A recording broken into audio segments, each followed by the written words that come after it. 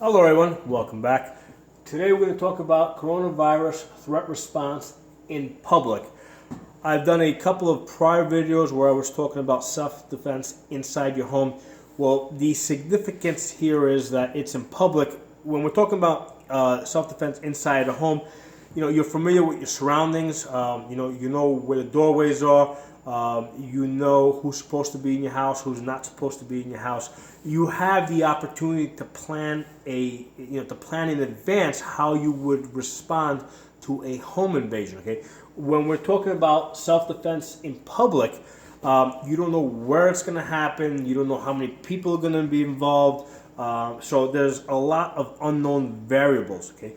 Now, the significance of saying coronavirus, instead of just saying just regular, everyday, self-defense outside your home, is, basically because of the coronavirus, we're seeing that there's shortages of supplies, which means that there's an increased chance of rioting, of looting. So, and we're also getting reports that police in some areas are not responding to some calls for help. Right now, it's for calls for what they're calling in theft or something basically low-level crimes. During Hurricane Katrina, we saw that the police were not responding to anything. In fact, the police left the area, and the people were left on their own. Basically, the police went home to take care of their own families and moved them out of the area. So that's the reason why I mentioned coronavirus here. You could pretty much substitute natural disaster or basically any large scale emergency where police are not likely to respond at least immediately. Okay, because we can expect that if something happens on just any regular ordinary day and you call the police for help, they were not going to get there as fast as you want them to, but they'll get there. Okay, in a situation like you had with Hurricane Katrina, they just weren't showing up. So that's why I put the coronavirus, in the title. So when we're talking about self-defense outside of your home, the first thing is be alert and have enough gun. So how much gun? I mean, on a regular, ordinary day where I really don't expect to have a problem, I carry a pocket pistol with 6 rounds. But if I know that there's a higher potential for being robbed or for rioting or for looting to happen, I'm not carrying a 6-round pocket pistol. I'm carrying a Glock 17, 17-round magazine, a couple of extra magazines, and I might even have a rifle in the trunk of in the back of the truck somewhere. So basically, depending on the threat level, right? You want to have enough gun for any potential problems that you may encounter. So be alert. Listen to the news. Get information as far as what is going on, so you can make a decision as to how much gun you need to carry, and also wherever you're going, be alert. Situational awareness. Don't just put earplugs on and look at the ground when you're walking. Look around you and see what who the people are and what they're doing. Okay. Okay. So next, travel in groups. Okay. Again, on a normal everyday type of situation where threat level is really low, I really don't think much about traveling in groups. However, if the threat level increases slightly, I might think of at least traveling, let's say with my wife, for example. Not even if she's armed, right? Not necessarily that she's armed, just so that I have a second pair of eyes. Okay, and that's again, really minimal increase in the threat level.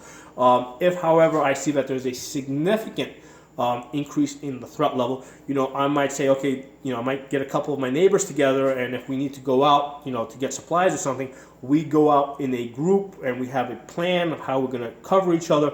So if there is a significant increase in the threat level, you want to travel in groups that you can depend on, okay, who are also armed and also trained and that you can depend on, okay. The next thing you want to think about is position. Okay, so let's say you're in a situation, you want to go get supplies or something, and something is happening. Okay, and again, I'm keeping this very broad because there's lots of different ways that this can unfold, different places. Well, and again, it might just be a situation where you just have two people arguing, okay? And again, thinking about positioning, it might just be that, hey, you want to get out of there, just keep moving, get into the store to go buy whatever you want to buy. Don't sit there and just looking at two people arguing with each other. And if you see that the situation is escalating, maybe you need to think about moving to a position where you can get behind cover if you need to. Not necessarily get behind cover, but at least, move, as you're moving through a parking lot, let's say, or if you're moving down the road or whatever, move closer to the trees or something. Position yourself so that if you need to get to cover, you can get to cover. And if you're with a group and you see that the threat level is escalating, again, start thinking about how you guys are going to disperse so that, you're not all bunched up together, so that you're in a position where you can potentially provide cover fire for each other and overlapping, lines of fire. So these are some things for you guys to think about. Okay, so think about positioning yourself and think about positioning your group depending on what the threat level is. Okay, the other thing that you got to think about, which a lot of people often don't think about when they're talking about a self-defense plan, is your kids or the kids of other people in your group or other kids that might be in the area. A lot of times when people train, they're thinking about how they're going to respond to a threat. They're not thinking about, hey, if something happens, right? If you see, let's say gunfire or something is erupting in a parking lot, you might be in the middle of a situation where you have one kid here, the other kid over there, they're playing hide and seek or something. You're trying to get them together, and they're just not cooperating with you because they don't think that, they think it's all the game. That's a very realistic situation. So that's going to throw a monkey wrench into any self-defense plan. So that's something you have to think about as far as positioning, getting your kids into a position where you can, keep them safe, okay? And of course, the kids get priority, and kids are a very big uncertainty. You don't know if they're going to listen to you or not going to listen to you, but that has to be part of the plan, okay? The next thing I want to talk about is responding, okay? So let's say something's happening, right, and a response is necessary. Okay, now the response again might just be getting out of there, moving to cover, or it might be that you need to actually defend yourself. You might need to return fire. The first thing that you want to consider is expectations versus reality. Okay, because a lot of people think they train even people that train regularly, you train a certain way, but there's certain, in any training that you do, there's certain, basically there's a setup. You're training to respond to a certain way under certain conditions, okay? And you might be in a situation where the conditions are not what you expected. And, chief of that is children. Your kids might be, you might have been training not to have your kids there, and your kids are now there.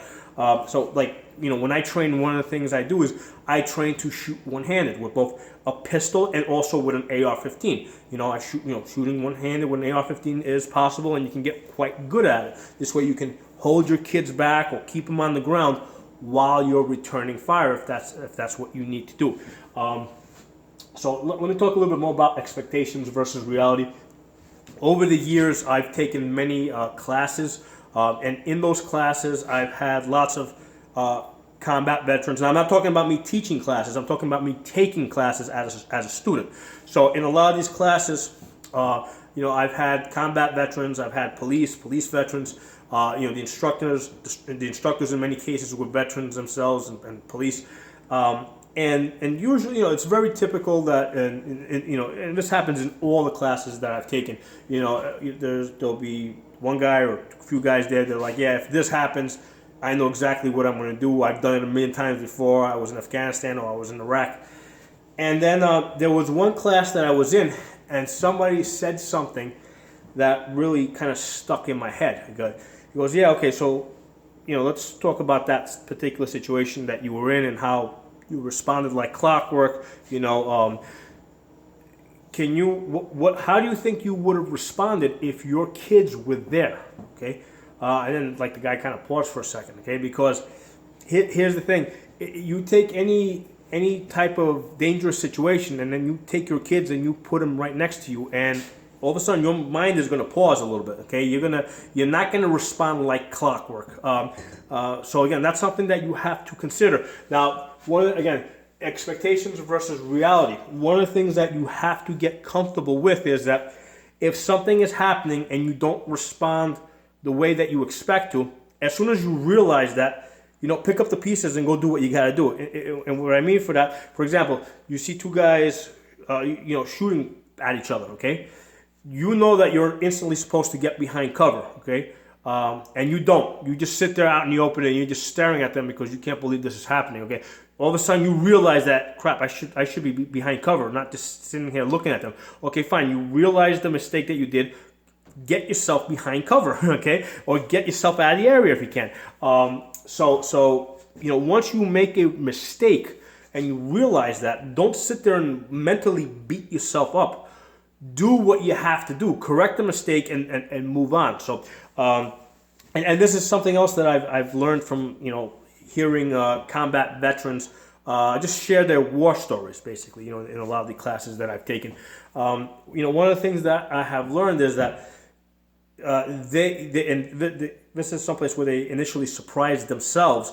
They don't always respond to the same thing the same way. So, and it might be a very similar situation. It's just like one day, the head was screwed on straight, or every other day the head screwed on straight, and then there was one particular day where something very similar happened, and all of a sudden they're not responding the way they've always responded, or the way they've been trained to respond. And all of a sudden they're kind of like shocked. It's like, wait, why am I behind the ball here? Now, one of the nice things about when you're in a combat unit, if one or two people make a mistake, you have the other people in the unit to kind of help you out. If they need to, knock you over the head and get you behind cover, they'll do it for you. Whereas if you're by yourself and you make that kind of mistake, it's kind of up to you to snap yourself out of it. Or if you're in a group, again, this is why I say travel in groups.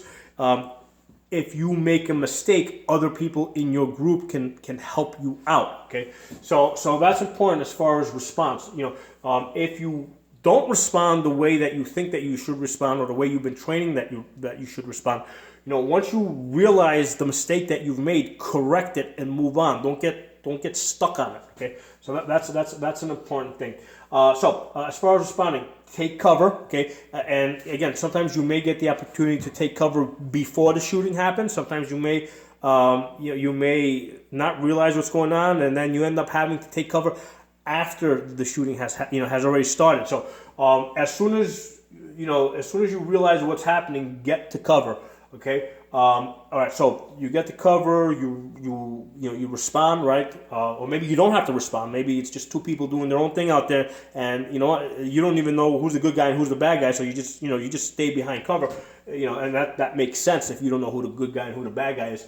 But if you do need to defend yourself, okay, after you shoot from behind cover, you do your scan, assess to see if there's any other immediate threats. But when you do that, cover your gun. Okay, so you're like bang, bang, bang. Okay, cover your gun, look around, and then reholster as soon as possible.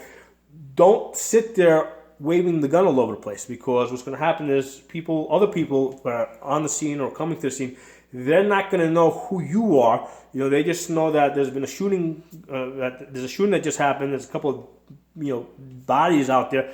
And they may just assume that you're the bad guy. So one of the things that I drill in my training sessions, after you respond to a threat, cover the gun up, right? Do your scan, assess, and then reholster immediately. Okay, and all that should be happening behind cover. So even if you had to respond out in the open because something happened that fast that you couldn't get to cover, okay, get yourself to cover. Cover your gun up, get the cover, then scan and assess while you're covering your gun up, and then reholster as soon as possible. Okay, and the next thing is call for help. Okay, and that maybe you can call the police. Better yet, if you have somebody else in your group, they can call for help, or you may not be able to actually call the police. Calling for help might just be a matter of calling, making contact with your buddies and figuring out how you guys are going to get out of there. Come up with an exit plan. Okay. So next thing I want to talk about is staying alert. So something happens, you respond to it, or maybe you don't respond to it. Maybe you just stay behind cover.